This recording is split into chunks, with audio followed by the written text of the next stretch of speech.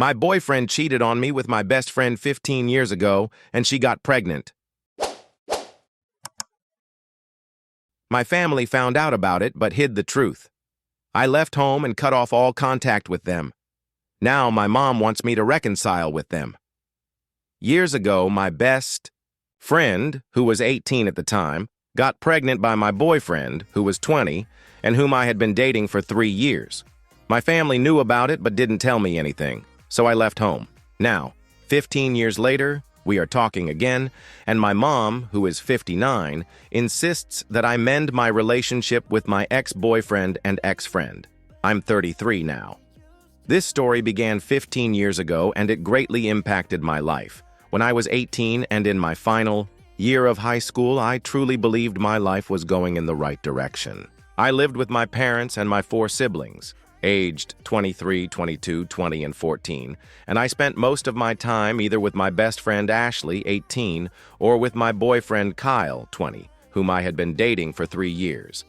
Ashley's and Kyle's parents were best friends with my parents, so we had known each other since we were babies. We celebrated holidays and birthdays together and often visited each other since we lived in the same town. Ashley had been my friend for 18 years, and I trusted her completely. Sometimes our parents joked that we were joined at the hip because we were inseparable. I had been dating Kyle for 3 years, and I believed he was the love of my life and that we would get married someday. Our relationship was quite serious, and we had even talked about a wedding after he finished college. At that time, he was in his 2nd year. Even though I had plans to go to university, I was perfectly fine with the idea of marrying Kyle and becoming a housewife. My parents loved Kyle and supported our relationship. I was genuinely happy. I should also mention that my 20-year-old sister was dating Kyle's 23-year-old brother, and all our siblings were very close. Then I noticed that Ashley had become withdrawn and distant. After persistent questioning, she admitted she was pregnant. I was surprised because I knew she had broken up with her boyfriend some time ago and had no idea she was seeing someone else. I asked who the father was, but she didn't want to say, only hinting that it was her ex. She was completely devastated, so I didn't push and just tried to comfort her. I was with her when she told her family. They were disappointed but promised to support whatever decision she made. They tried to find out who the father was, but she refused to name him and made me promise to keep quiet. Her parents didn't even know she had ever had a boyfriend. I supported her for the next 9 months, went with her to ultrasounds, doctor's appointments, helped set up the nursery, comforted her when she was feeling unwell, threw her a baby, shower, went shopping with her, and even attended a parenting class together. We chose a baby name together, and she even asked me to be there during the birth. I saw how physically and emotionally difficult the pregnancy was for her and tried to help in every possible way. She was my best friend, always by my side, and I loved her. A couple of weeks before her due date, I went to the mall on errands and accidentally ran into Ashley's ex-boyfriend. Although I had promised never to contact him, seeing him triggered a flash of anger because of my friend's emotional state, and I lashed out at him. I told him exactly what I thought, calling him a piece of trash for abandoning a pregnant woman and not caring for his unborn child. He looked shocked and said he had no idea what I was talking about. It turned out Ashley had never told him she was pregnant. When I said she was 9 months along, he replied that he couldn't be the father because they had broken up more than a year ago and hadn't had any contact since. I was confused but apologized for yelling at him in the middle of the mall. Then he got sarcastic, said some nasty things, and added that maybe I should ask Ashley's friend Kyle if he was the father. I didn't think much of his words. Kyle and Ashley had been friends their whole lives, and the 3 of us were very close because of our parents' friendship. There had never been any sign of anything romantic between them.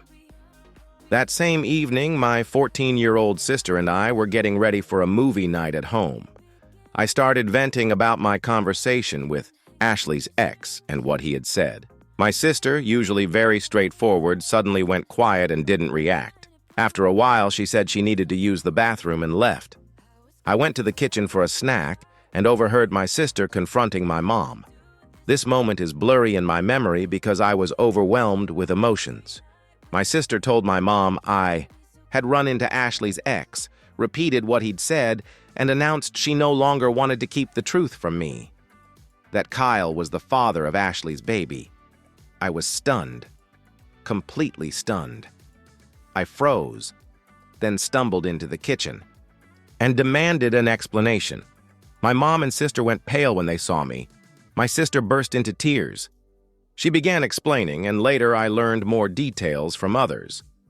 At the end of summer break, Kyle and Ashley had been at the same party, got drunk, and slept together. Ashley got pregnant and told Kyle, but both were too ashamed and afraid to tell me. They also didn't tell their parents. Eventually, Ashley couldn't keep it to herself anymore and confessed to her parents, who then told Kyle's parents, who then told mine.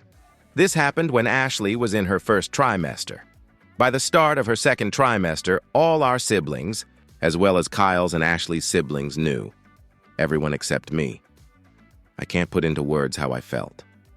I was physically sick for the next 3 days and couldn't talk to anyone. My parents apologized but said they didn't want to hurt me or damage the relationship between our families. I didn't speak to Kyle or Ashley, though they bombarded my phone with calls and messages and even came to my house.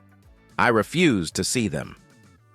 At one point, Kyle's mom came over, and my mom let her into my room. I was lying in bed, still emotionally devastated. She tried to convince me to forgive, saying Ashley and the baby needed me. I stayed silent. 2 weeks. Later, Ashley went into labor. I found out from my parents that she had a difficult delivery, lost a lot of blood, and needed an emergency C-section. Kyle was there during the birth. I was heartbroken over the betrayal from both of them and the fact that I had planned to be there but now couldn't. Not emotionally, not physically, even though I had been waiting for that moment for months. My older sister went to the hospital to see her boyfriend. My other siblings weren't home, so I was alone with my parents. All I wanted was to curl up in bed with my mom and cry. But then, my mom got a call from Ashley's mother, and she came into my room to say that she and my dad were going to the hospital. I was shocked and asked her to stay with me. She said Ashley's parents needed all the support they could get, and that we'd talk later. I told her not to go, that I needed her too, but she replied I was being selfish. And they left. I was alone in the house and couldn't comprehend what had happened in the past few weeks. I couldn't believe my parents went to support people who had betrayed me while I was left to suffer alone. Was I really selfish for thinking this? I don't know when exactly it happened, but my sadness turned into rage, the kind I had never felt before. In a rush of emotions and betrayal, I started packing my things, deciding to leave home. I sat in the living room, feeling empty. After a while, I got a message from my sister saying Ashley had given birth to a healthy baby girl and that both were fine.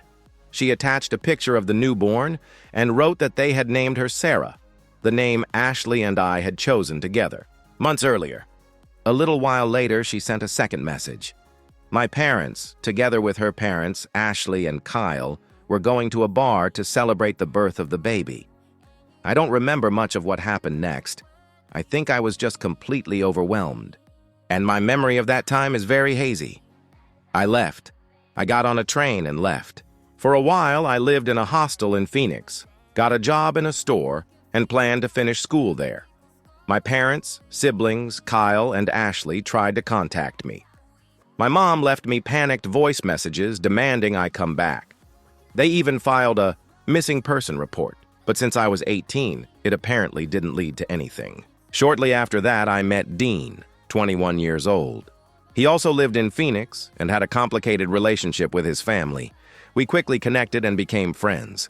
He helped me a lot during that time. I was struggling. I had no idea how to take care of myself or how to be an adult at all. Dean introduced me to his group of friends, helped me finish school, and soon I moved in with him and his friends. He supported me as I dealt with my pain. I was truly struggling with myself, sometimes regretting my decision. I wanted to see a therapist but couldn't afford it.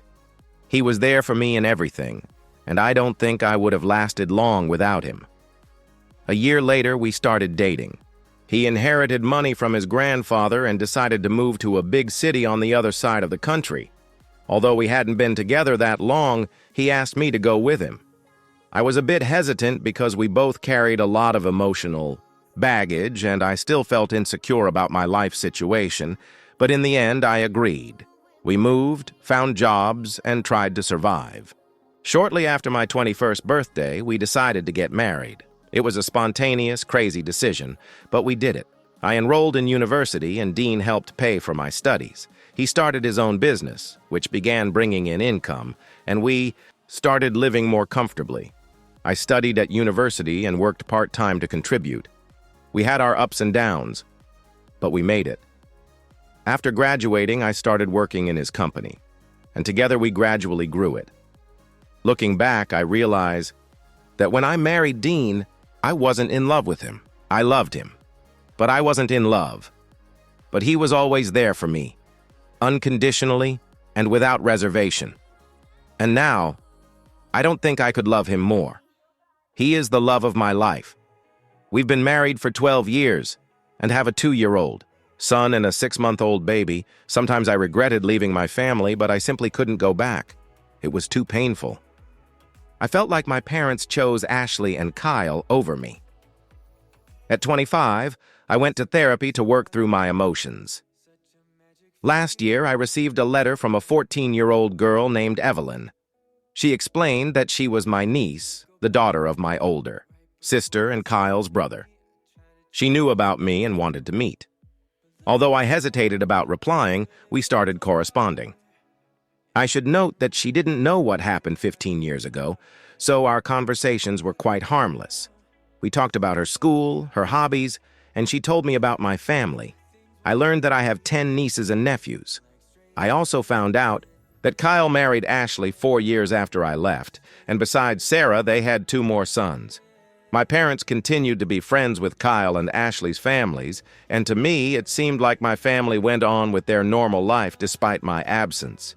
Evelyn tried to talk to me about the past, but I didn't think I should explain anything to her. I simply said that a lot changes, and sometimes things happen in life that make people drift apart.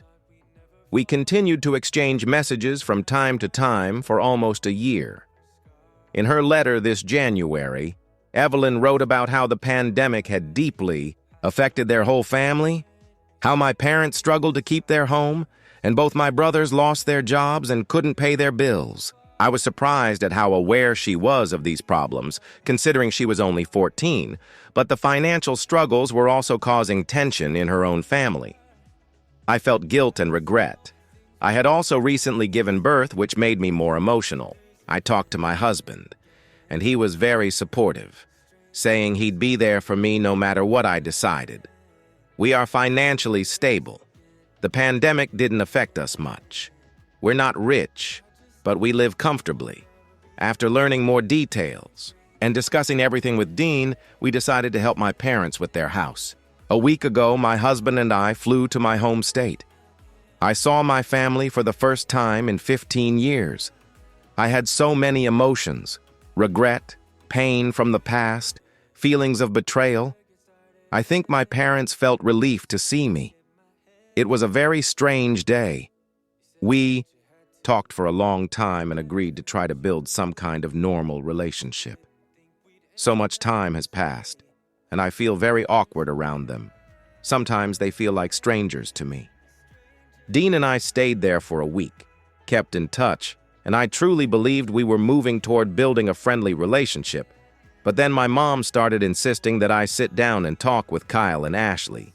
She said she wanted everything to be like it used to be. I told her I didn't want to talk to them. Even though I had long let go of the past, I no longer had any connection with them and didn't want to bring the topic up again. I said I was willing to try to rebuild a relationship with my parents because they are my family, and I had genuinely started to care about my niece, but I wanted nothing to do with Kyle, Ashley, or their family. I never demanded that my parents stop talking to them, but I didn't want that for myself. Dean supported me, My mom called me selfish and said I absolutely had to try to restore our relationship. I replied that I wasn't going to negotiate.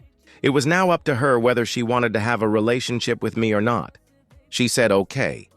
But 2 days later, Kyle's mom called me. I had never given her my number.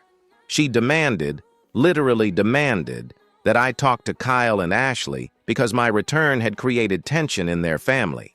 I hung up. I called my mom and asked her directly. It turned out she had given my number to that woman herself in order to restore family bonds. I told her she was once again choosing them over me. She cried, yelled at me, called me selfish, and said she just wanted her family back. I hung up again. It's been several days since I've spoken to any of them, but my mom and Kyle's mom keep calling me. I still believe I'm right and that I need to put my own well-being first, as well as my husband's, who supports me 100% and even stood up to my mom, and my sons. But doubts are starting to creep in. I don't know if I should listen to my mom and talk to Ashley and Kyle. I'm starting to wonder if I went too far 15 years ago. Maybe I really am being selfish by not trying to mend things. I would really like to hear advice or opinions on what to do in this situation. Suddenly, I've begun doubting my entire life path. I feel completely lost and don't know what to do. Update 1. After 2 years, God, it's already been 2 years since I wrote that post. Many people have asked me for an update. First of all, I want to thank all the wonderful people who wrote to me, sent warm messages, and supported me. I am truly very grateful. A lot has happened over these years, and unfortunately, not all of it was good. To keep this from turning into a 100-page story, I'll start with this. I never mentioned my younger sister in my first post. Her relationship with our parents worsened greatly after I left, and at 20, she completely cut off contact with them. I got her number from our older sister, and although it was awkward at first, after all 15 years had passed, we began talking again. She was very angry with me for leaving. A lot had happened in her life, and it wasn't easy for her. She has 2 small children, and honestly, the kids helped us reconnect. Now she is my best friend, and we talk every day. As for my other siblings, I stay in regular contact with both my brothers. I'm not especially close with my older sister, but our relationship is good now. Last year, there was a period when we didn't speak for a long time because she's married to Kyle's brother, and it was hard for her to be in the middle of all that family drama. Now we're fine, and I have great relationships with my nephews and niece. I didn't go to one of my niece's birthday parties. I just felt it would be too hard for me. Now about my parents, this is the most painful topic for me, and at some point I felt like I was reliving all the awful emotions I had at 18. My mom wouldn't stop pestering me about not speaking to Kyle and Ashley. These calls about that went on for months, even after I came home. It bordered on emotional blackmail. She blamed me for not respecting her wishes, for her problems with friends, for her health issues, and eventually even accused me of taking her grandchildren away from her. Last June, I had a daughter, and apparently that drove her completely over the edge. I'm talking about hundreds of calls a day, messages every 20 minutes about anything, news about people I didn't even want to hear about. When she started bothering Dean, I couldn't take it anymore. I was afraid to block her, so I spoke to my dad. This was probably the first truly honest conversation between us in 17 years.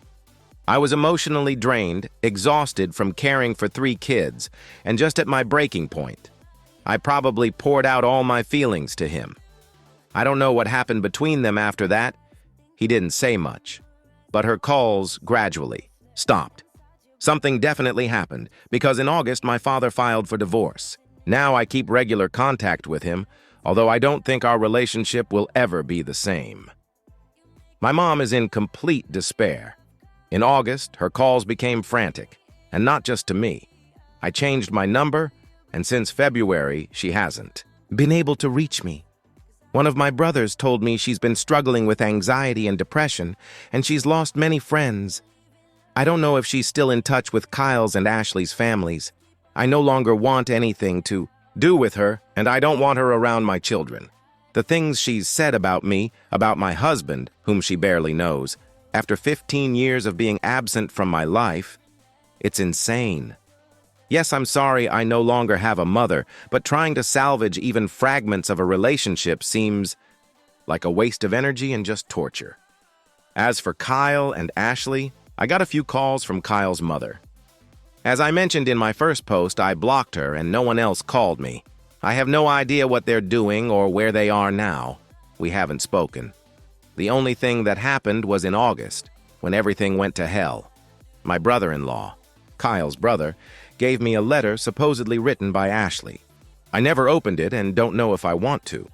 I feel like I've already processed and let go of their betrayal, but I'm also curious about what she wants to say after so many years. Still, it might stir up emotions, and I'm not sure I want to feel all that again. Right now, I'm doing fine. I'm trying to focus on my family, and I really hope all of this is finally behind me. Thank you all again. If something happens, I'll try to post an update sooner next time. Update 2. After a month, I've received a lot of questions, and I can't answer them all right now.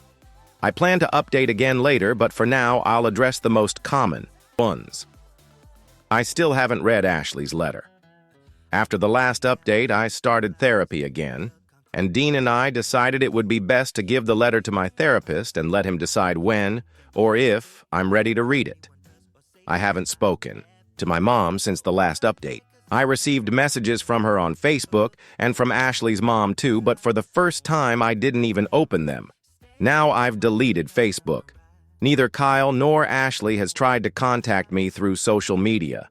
The only thing I know is that Kyle asked my brother-in-law to give him my address or phone number, but he refused. That's when Ashley passed him the letter. Currently, my brother-in-law is no longer in contact with his family. Kyle and Ashley have split up, according to him, but he doesn't know if they're legally divorced. Last week, my dad was in town. He doesn't know my address and has never been to my house. For the first time in almost 20 years, we had a real, honest conversation. It was very hard, and I needed several days to recover, but it was necessary. I learned a lot about my mom. Many of you suspected there must have been something in her past that made her the way she is, and also about what happened between the time they found out about Ashley's pregnancy and my return 2 years ago. It's a huge amount of information, and I'll need to work through it in therapy. It's a lot. I'll probably write a separate update about it. About my younger sister. She's not to blame for hiding the truth from me. She was a teenager. She knew it was wrong, but was under enormous pressure from our mom. After I left, her life became hell. My mom was unbearable and blamed her for everything. Thank you again for your support and kind words. Please, cherish your loved ones if they are truly there for you in both good and bad times. Call your parents and siblings. Tell them how much you love them. It's moments like these when we realize how often we take for granted those who truly matter. Thank you, and I hope you're all doing well. Author's note, after 2 months, from my dad, I learned that according to him, Ashley and Kyle had no relationship before the affair. But that might not be true. It seems she liked him, so it wasn't just a random drunken hookup. If I'd learned this back then, it would have destroyed me. But I already suspected it even without words. Her ex-boyfriend suspected something. They weren't together anymore by the time that party happened, but I think he never liked Kyle anyway, so their closeness was a red flag for him. I wasn't a partygoer, and neither was Ashley, so I don't know why they went to that party on that particular day. I don't know if they arrived together or separately. Probably separately, since Ashley had other friends who liked to party, as for alcohol, I don't remember them ever being heavy drinkers. I never saw Ashley so drunk she lost control or memory, so I never really believed that version of events. But whether they were drunk or not doesn't matter. It was still a betrayal. I got a few messages from Kyle back then, but I never responded to his calls or texts. After I found out he was the father, I never spoke to them again. Sometimes I regret that. Maybe it would have been better for all of us if I'd just said everything I had to say and then cut contact. But at the time, I was in such a bad place, and often sick, that I couldn't. At this point, I think my mom is grieving the loss of the close family and friendships we once had, as well as other relationships. She hasn't yet realized that none of her 5 children speak to her or see her, and none of her grandchildren know her. As far as I know, no one is in contact with her. For me, that would be the end. I can't imagine what emotional state she's in now. We've all agreed she needs psychological or even psychiatric help. She refused. My dad and older brother tried to convince her, but you can't force someone who doesn't want to change. Well, that's where the story ends. Right. Your thoughts in the comments. Subscribe, like, and good luck.